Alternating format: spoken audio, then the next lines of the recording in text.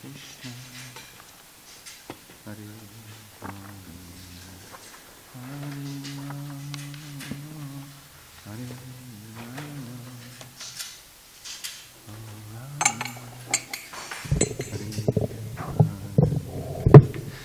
Jaya Radha Madhava Kunja Bihari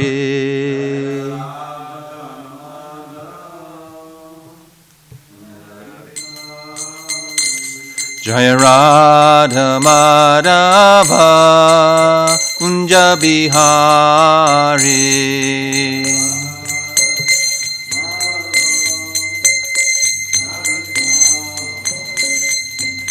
Gopijana Vallabha Girivardhari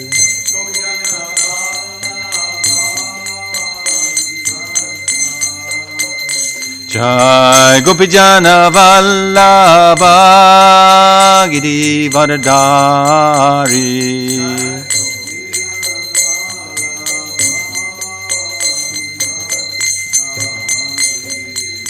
Gopijana Vallabha Girivardhari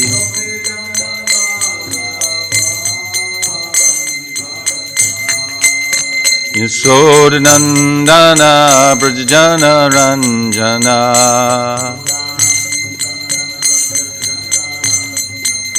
Yasodhanandana Brajana Ranjana Yasodhanandana Brajana Ranjana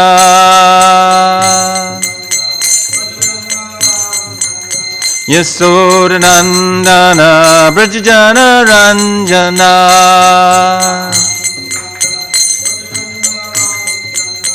Yamuna Tira Vanachari Yamuna Tira Vanachari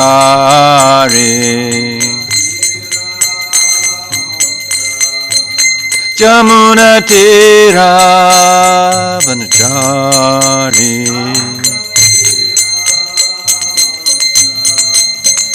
Jaya Radha Madhava Kunja Bihari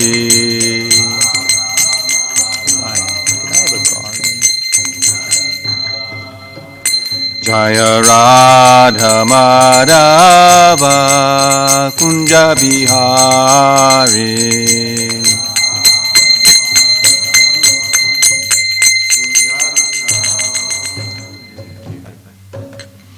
Chan Vispad Paramahamsa Pravijikacharya Sotara Sata Shishimad A.C. Bhaktivedanta Swami Srila Prabhupada K. Kantaraj Srimad Bhagavatam K. Shri Bhugarva Goswami K. Kashishwara Pandit K. Gaur Premanande. All glories to the assembled devotees. All glories to the assembled devotees. All glories to the assembled devotees. All glories to Shishi Guru and Gauranga. Glories to Srila Prabhupada.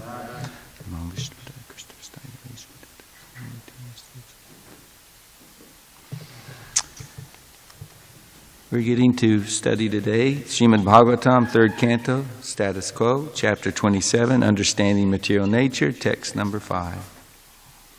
Ataeva Shanaishchitam Prasaktam Asatam Pati Bhakti Yogena Trivrena Viraktyacha Nayed Vrisham. Yes, we should. Thank you for reminding me. Om Namo Bhagavate Vasudevaya.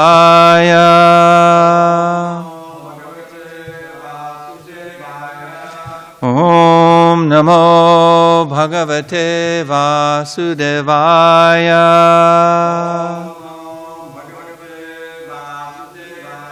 Om Namo Bhagavate Vasudevaya.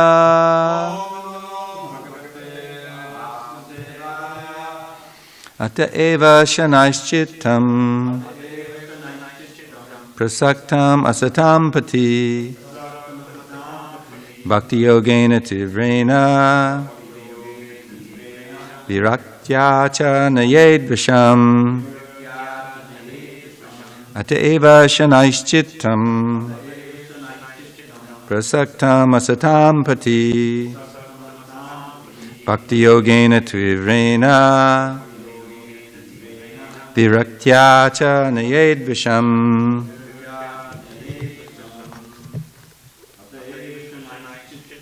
ataeva shanaishchittam prasaktam asatam pati bhakti yogena tivrena viraktya cha nayed visham shanaishchittam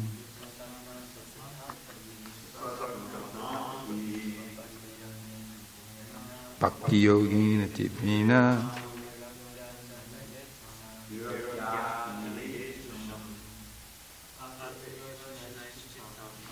Prasanaishittam Prasaktam asatam pati Bhakti yogena tivrena Vyakta cha nayed visham Ataeva. Therefore, Shanai, gradually, Chittam, mind or consciousness, Prasaktam, attached, Asatam, of material enjoyments, Pati, on the path, Bhakti yogena, by devotional service, Tivrena, very serious, Viraktya, with attachment. Whoops, without attachment. Freudian slip. Cha, and. Naye, he must bring. Vasham, under control. Translation. It's the duty of every conditioned soul to engage his polluted consciousness, which is now attached to material enjoyment, in very, very serious devotional service with detachment. Thus his mind and consciousness will be under full control. Please repeat. It's the duty of every conditioned soul to engage his polluted consciousness, which is now attached to material enjoyment, in very serious devotional service with detachment. Thus his mind and consciousness will be under full control. Purport by His Divine Grace, A.C. Bhaktivedanta Swami Srila Prabhupada. The process of liberation is very nicely explained in this verse. The cause of one's becoming conditioned by material nature is his thinking himself the enjoyer, the proprietor, or the friend of all living entities. This false thinking is a result of contemplation on sense enjoyment. When one thinks that he's the best friend of his countrymen, to society, or to humanity, and he engages in various nationalistic, philanthropic, and altruistic activities, all that is just so much concentration on sense gratification. The so-called national leader, a humanist, does not serve everyone. He serves his senses only. That's a fact. But the conditioned soul cannot understand this because he's bewildered by the spell of material nature. It's therefore recommended in this verse that one engage very seriously in devotional service of the Lord. This means that one should not think that he's the proprietor, benefactor, friend, or enjoyer. He should always be cognizant that the real enjoyer is Krishna, the Supreme Personality of Godhead. That is the basic principle of Bhakti Yoga. One must be firmly convinced of these three principles. One should always think that Krishna is the proprietor, Krishna is the enjoyer, and Krishna is the friend. Not only should he understand these principles himself, but he should try to convince others and propagate Krishna consciousness. As soon as one engages in such serious devotional service of the Lord, naturally the propensity to falsely claim lordship over material nature disappears. That detachment is called vairagya. Instead of being absorbed in so-called material lordship, One engages in Krishna consciousness. That is control of consciousness. The yoga process necessitates controlling the senses. Yoga indriya samyama. Since the senses are always active, their activities should be engaged in devotional service. One cannot stop their activities. If one wants to artificially stop the activities of the senses, his attempt will be a failure. Even the great yogi, Vishramrita, who was trying to control his senses by the yoga process, fell victim to the beauty of Menika. There are many such instances. Unless one's mind and consciousness are fully engaged in devotional service, there's always the opportunity for the mind to become occupied with desires for sense gratification. One particular point mentioned in this verse is very significant. It's said here, prasaktam asatam pati. The mind's always attracted by asat, the temporary material existence. Because we've been associated with material nature since time immemorial, we become accustomed to our attachment to this temporary material nature. The mind has to be fixed at the eternal lotus feet of the Supreme Lord. Savaimana Krishna pada ravindyo. One has to fix the mind at the lotus feet of Krishna. Then everything will be very nice. Thus the seriousness of bhakti yoga is stressed in this verse. Srila Prabhupada ki.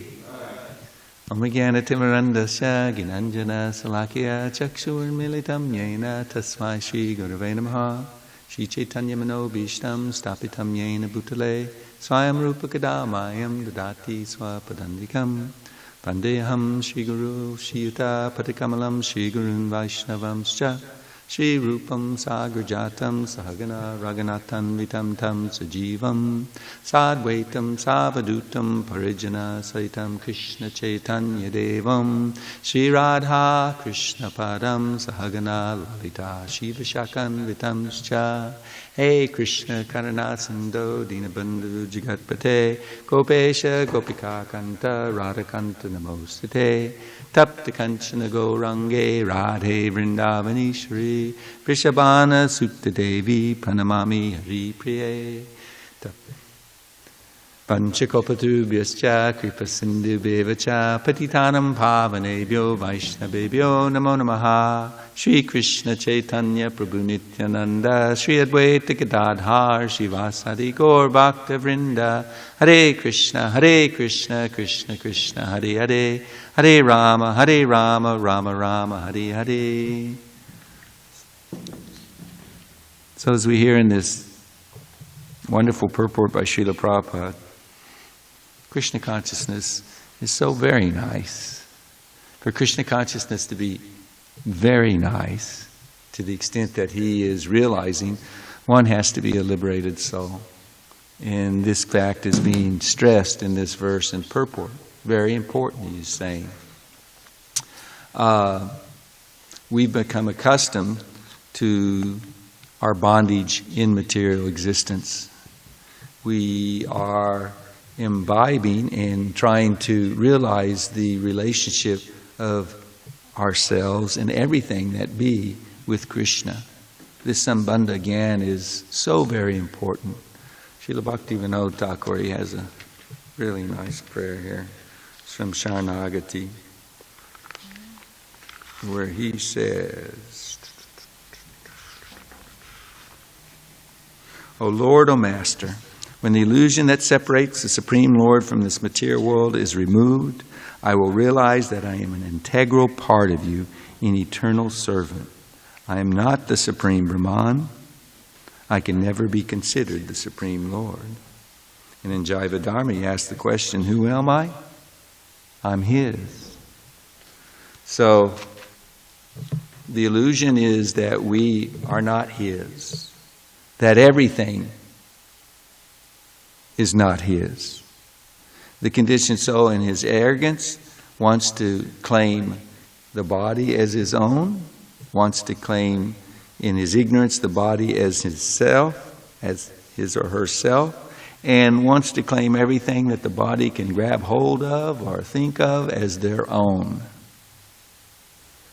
And of course, this is the covering potency of Maya. And as long as we allow ourselves to be covered by Maya in that way. How can she cover us? She doesn't cover us unless the desire is there. As long as one maintains some desire for sense gratification, then she will happily facilitate that endeavor. Srila Prabhupada writes in the Bhagavad Gita introduction, designations and attachments are due to our lust and desire, our wanting to lord it over material nature. As long as we do not give up this propensity of lording it over in the material nature, there's no possibility of returning to the kingdom of God, the kingdom of the Supreme, rather, the Sanatana Dham. So, the ball lies in our court. It's all about desire, as we've heard in the last few days. That if we have the desire, then the spiritual master, under the guidance of the Super Soul, will come and give us shelter. He will come and give us instructions. The Lord will give us the association of devotees. He will present to us the Gauravani, the instructions of Krishna and Lord Chaitanya, so that we can become, so that her grasp can become weakened and weakened due to our seriousness in acquiring this knowledge and applying it. Then she can no longer kick us or throw us. Dravida Prabhu was referring that verse Karna Gunasangosha Sadashad Yoni Janmasu, that we talk about these material bodies and how hellish it is to be stuck, to be caught in the cycle of repeated birth and death. Sometimes we don't give much thought to the misery of the time in between the material bodies. But that, for the most part, for the sinful, certainly sinful two-legged animals of Kali Yuga, that's every bit as painful, if not more so, than the miseries of the material body. Happiness and distress is experienced, perceived through the medium of the mind. I like this, I don't like that. And those three words, I like this, or we'll say don't's one word, I don't like this. Those words, 3-4 words, are what keep us in the material world. And Srila Bhaktisiddhanta Saraswati Thakur says we've got to get over it. We have to understand that we're an eternal part and parcel of Krishna. And we have a part to play. And if we will embrace that part of an eternal servant, then life becomes very nice. And it's not just some pie in the sky that, I'll get my reward in the afterlife. You might have to help me with my faulty memory, but how's it go? Karmana manasa gira. How's that verse? Iha yasya harer dashe karmana manasa gira nikalas api avastasu jiva mukta suchate. That if we will follow the instructions as given in this verse, take the devotional service very seriously, then one is liberated even while within the body. One's life becomes so blessed. The hellish nightmare of material existence evaporates, and one's life becomes Vaikuntha. The world turns into Vaikuntha because one sees, understands that Krishna is everywhere, and opportunity for serving Him is unlimited.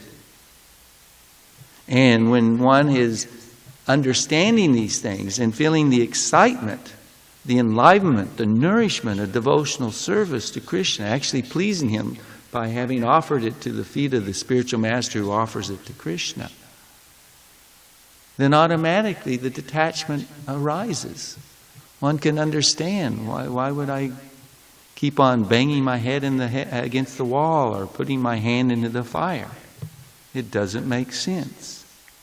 So this Sambandha Gyan is so very important. Bhakti Vinod Thakur has one book, I forget what the name of it is. It might be that Tattva Vichara or Vikara, where he has taken so many important verses in the Bhagavatam and he has categorized them according to Sambandha, Abhideya, and Prayojana. Like this verse deals with Sambandha and Abhideya. And the pure devotee is thinking in those terms It's natural. When you understand that you're the eternal servant of Krishna and that there's no sense of, false identification with the body. I am the body. I'm Krishna's eternal servant. And once you knock out the I, then the my also is destroyed. I and my, Hammameti, being the cornerstone of the false ego. So this Sambandha Gyan, the beginning, the knowledge given in Krishna consciousness is so important to hold tight within one's heart, within one's consciousness, within one's mind, according to the level of one's advancement. It's so very important. This, Srila Prabhu, the Bhagavatam, I forget where it is, but the idea of proprietorship of the body is discussed. You might remember this, Dravida Prabhu, where we think the body is ours. But the Bhagavatam, someone in the Bhagavatam discussing this point said, how do you say the body's yours? Your parents are the ones who created the body. It could be argued that the body belongs to them. Or you could argue that your employer is the actual owner of your body because you've got to do what he says in order to get the money to feed the body, shelter the body. Or definitely the government thinks that you are property of them. That's what the whole Social Security, the Social Security number is about. You've been branded with a number and you're the property. You owe part of the national debt to the Federal Reserve. The body is yours, no question about it. They didn't have it. They don't have it anymore because it really backfired on them. But when Dravida and I were young, you had to sign up, and if they wanted, you went to war whether you liked it or not. Now, can you argue with much conviction that you are the proprietor of your body when you're forced to go kill others somewhere where you have no desire? No, I don't think so.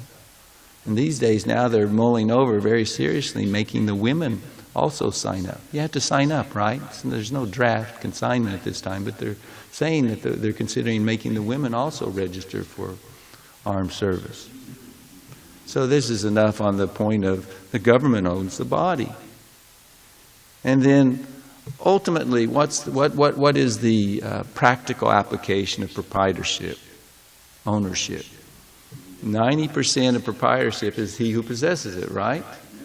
But do we really get to possess it? How long is it in our possession? Nobody wants to die. That's a pretty good generalization. But death is forced upon everybody. The body is taken away from one. Inevitably, it will end. No one can hold on to it forever. And it's so hilarious. You see these different scientific medical publications of, buy this product and you can stop the aging process and live up to 125 in good health and all the enjoyment. Yeah. Now, it's a proper desire because it's part and parcel of the nature of the soul.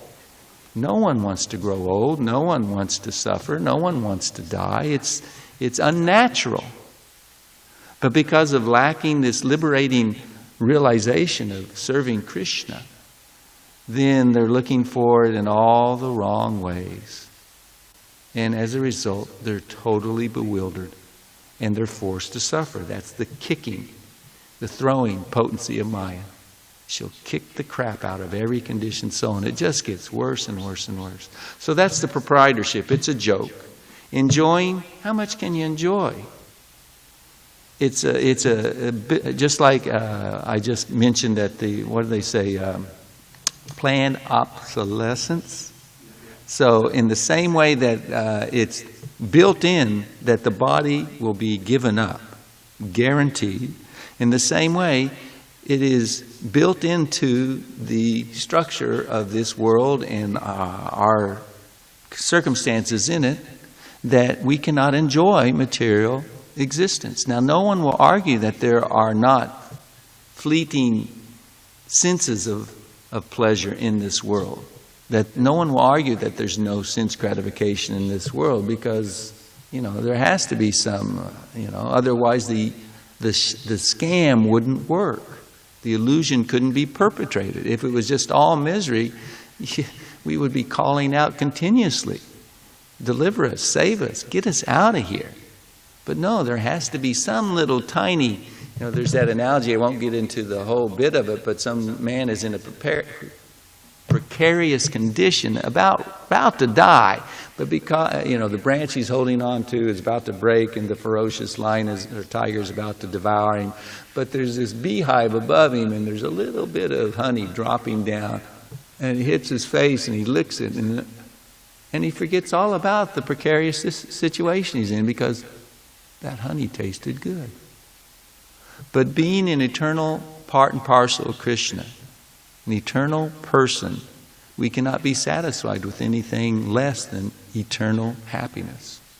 And so no matter what we do, no matter how hard we try, we can't enjoy in this world. There's only temporary cessation of the miseries, temporary distraction from the constant miseries of material existence. And then the last part that Prabhupada harps upon in the first part of the purport, the first half of it, understanding that Krishna is the owner, that He's the enjoyer, and He's the friend. And I hope I said in the foundation of, well, if we're not the owner and the enjoyer, who is? That's obviously Krishna. Because He claims the body, He gives it, He maintains it, and He takes it away.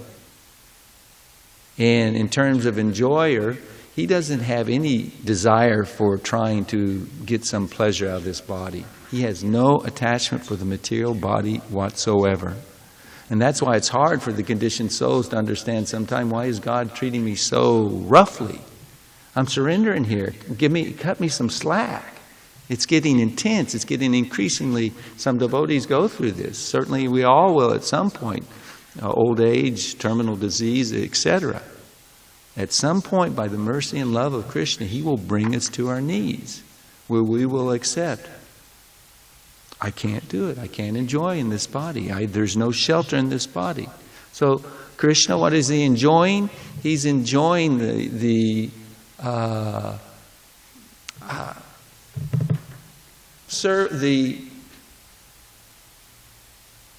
relationship and the eventuality of the living entity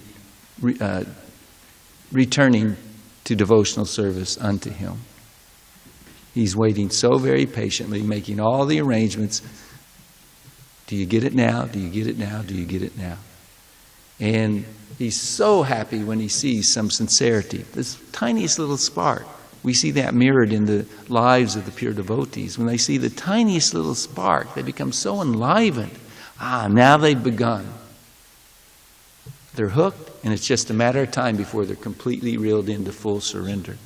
So Krishna is the proprietor, He's the enjoyer, and He's the best friend. He has the ability, as I said the other day, to actually act as a friend. He can reward those who do things which are pleasing to Him. And He is not ungrateful, but He's ever grateful. And that which He returns for the least little acts of service, as it says, patram putram palam toyam, or offering a ghee lamp, or what have you, for the tiniest little insignificant acts, the return is so amazing, so much greater. For every step we take to Krishna, He takes 10 towards us. So Krishna is the friend, He's the owner, He's the enjoyer of everything, not us. And the devotees who embrace this, then they are in the liberated consciousness. There is no more bewilderment when you understand that reality and you act accordingly.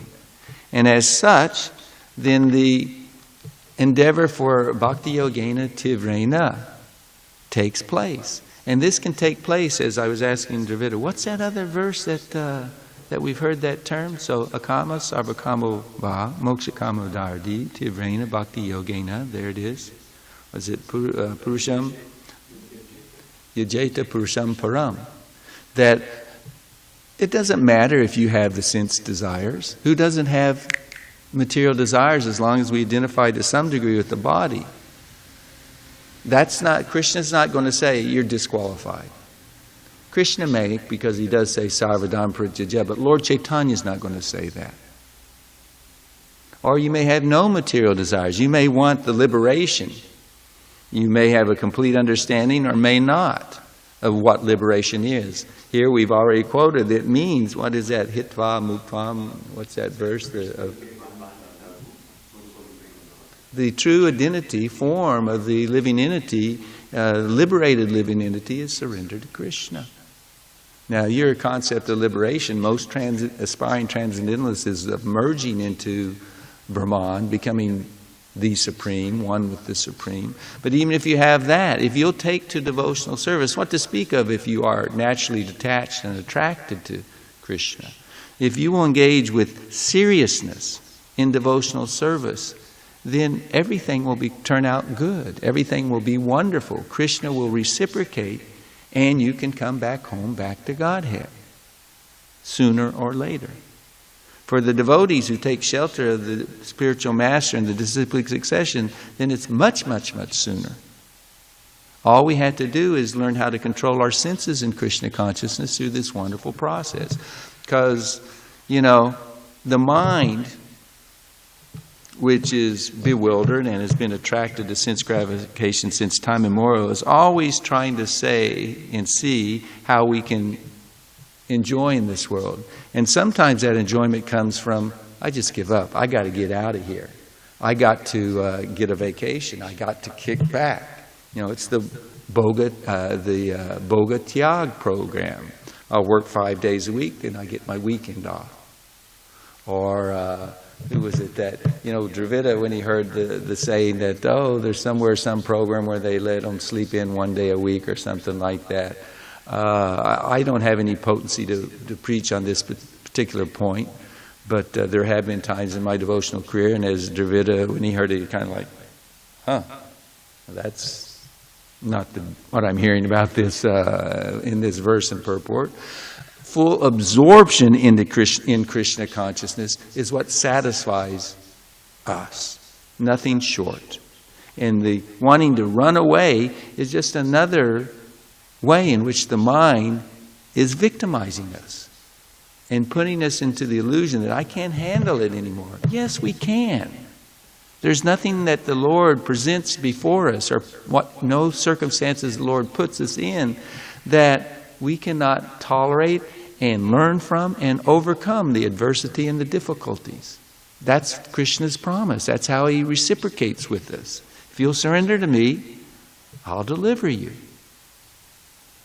Now, what's difficult for the neophyte devotee to understand is that it seems like I'm still in anxiety. It seems like I'm still suffering. Now, it's easy to understand the suffering part because we're still identifying, most of us, to some degree with the body and mind. So, that's what it's being stated in every purport, that as long as we are thinking or acting in such a way that we're not trying to please Krishna, then of course we're going to suffer. That's the point of the whole material world, those two things. Suffer till you surrender. And in the illusion of the suffering, we think that we're, in one say you can couch it, that the Lord's given us the opportunity to try to enjoy. But it really is just suffering and surrendering. That's the purpose of the material existence. So, it's not surprising that we suffer to some degree, identifying with, some desire to enjoy, and then the consequences, which means the body, the mind, has to face the consequences, has to suffer. And the other part of it is that's difficult to understand is that actually in spiritual life, it's not homogeneous. I hope I said that properly. Meaning, we're promised that it's blissful, eternal, full of knowledge, and blissful. Well, our concept of bliss just means like, sticking your finger in the socket and it doesn't stop. I'm blissful. I'm alive. It's electric. It's not like that. Love and surrender in Krishna's service is ever variegated. And it's like waves of the ocean, the nectar of the ocean of devotional service. And these waves come in different form, in different emotional experiences, reciprocation with Krishna. Mother Yasoda, I heard Srila Prabhupada personally say it, she's always in anxiety. Is Krishna eating enough? Are the animals, is he safe from the animals? Etc., etc., etc. And every devotee in Vrindavan, in doing their service, they're yearning to do it to the best of their ability. They compete with each other. Let me serve Krishna better. You're serving him so nicely. You're serving him better than me. Gosh, I'm going to try even harder. I want Krishna to take what's in my tiffin. I want Krishna to accept the garland I've strung. Kashishwara, his service in Vraj he's in Kashishwara's disappearance today. He's the godbrother of Lord Chaitanya, disciple of Ishwar Puri, who was instructed by his spiritual master, you go and personally serve Sri Chaitanya. And although he didn't want to accept any service, I'm sorry, I said godbrother. He's the godbrother of his spiritual master. Forgive me, that's even more significant. He didn't want to accept service from his Guru Bhai, the godbrother of his spiritual master. But ultimately he surrendered because that's what his Param Guru desired. And so he accepted it. But Kashishwar, he would keep the crowds away in Puri, huge crowds during the public chanting, especially during Rath Yatra, etc. And because he was big, strong, and stout. And I guess I'll follow the thread just for a little glorification of Kashishwara Pandit. He was a disciple of Srila Gadadhar Pandit. No, I'm sorry, that's Bhugarba. So he was a disciple of Madhavendra Puri. And Lord Chaitanya at some point told him, okay, now I want you to go to Vrindavan and worship Govinda there. He said, I won't be able to live in your separation. My heart will split in two. Now see this, that doesn't sound very pleasant. I'll be in such anxiety. I'll be suffering so much in separation of you. But the Lord's saying, no, you go. But out of kindness with him, he manifests a deity for him.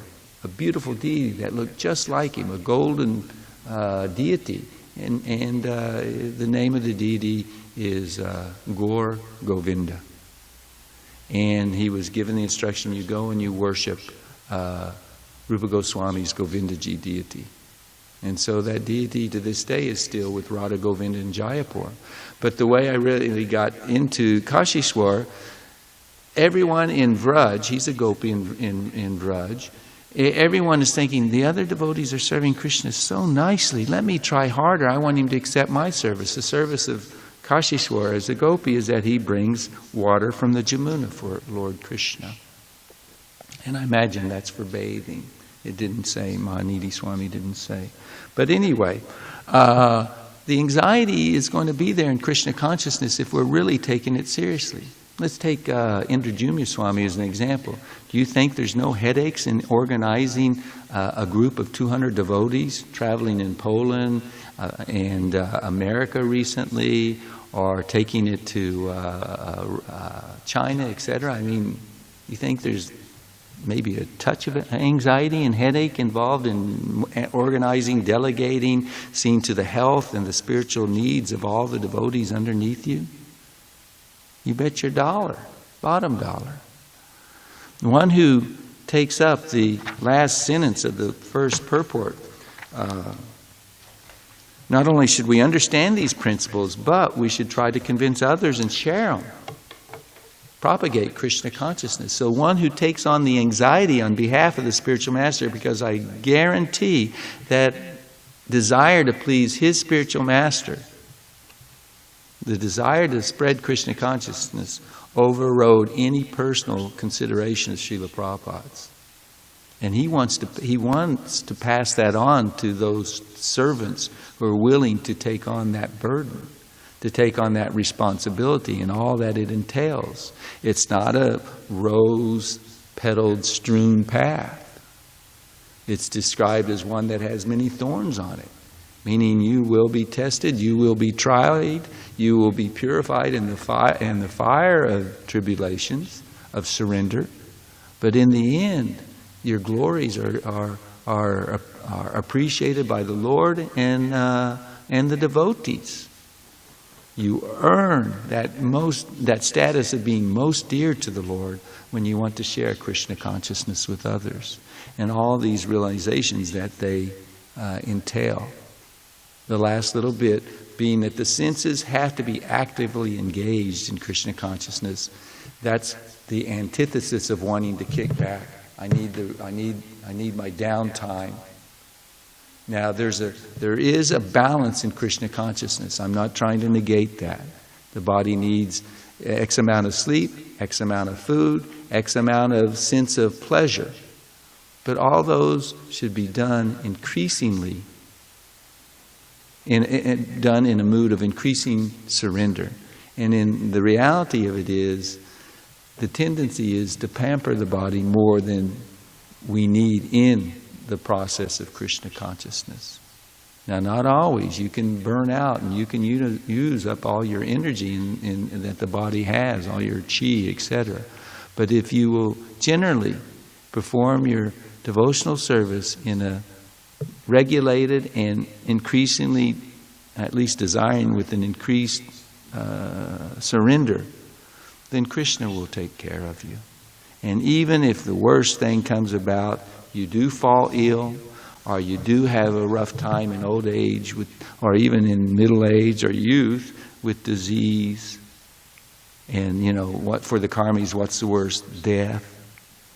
Even in worst case scenario, you're in the hands of Krishna, and He only brings you closer and closer to Him for the surrender devotees in the fast lane. Because you've stuck in the association devotees, you get to go in that HOV lane. Let the other ones take the slower track. I'm going it on my own. Stay in the association devotees, you get the fast track back to Krishna. There is no doubt about it. It's the only guaranteed way of quickly in this life attaining the mercy of Krishna. That's the general principle. Stay in the association devotees, keep engaged so that the mind can become purified through one's activities, so that one can hear and meditate upon, become absorbed in, attached to the glories of Krishna. And that will be the basis of perfection of this life. Are there any questions or comments? Bhaktarayan. Is there a practical application for dividing philosophy into sambandha, avideya, and prayojana? Yes. It's recommended in the CC. It's kind of something that I had thought of previously because of this particular line of thought. We're recommended to worship Madan Mohan, Radha Madan Mohan, because Madan Mohan is the one who blesses one with the realization of sambandha. Now we're sadhaka bhaktas, and we have some intellectual understanding of Krishna consciousness. But because it's intellectual and not purified completely of the desire for sense gratification, we're not able to render unalloyed devotion to the Lord. And that's what abhideya really is. Sambandha is relationship, and because we haven't realized relationship, then we're not able to render unalloyed, pure devotional service to Krishna. The wavering mind, sometimes I'm on, sometimes I'm off in Krishna consciousness. That being off, that intermittent performance of devotional service keeps us from achieving the liberated stage where pure bhakti is possible for the individual to offer unto the Lord. So, if we don't understand and realize abhideya, but it's all perfect. The process is perfect because we're given the semblance of pure devotional service. We're engaging the body and as much as possible the mind in the service of Krishna. And as a result, when that's offered, seeing that sincere, serious endeavor, the spiritual master is very pleased. He's pleased with every attempt, every act of Krishna consciousness. But being pleased, then he can bless. He is kindly offering that service to Krishna. So the results of Abhideya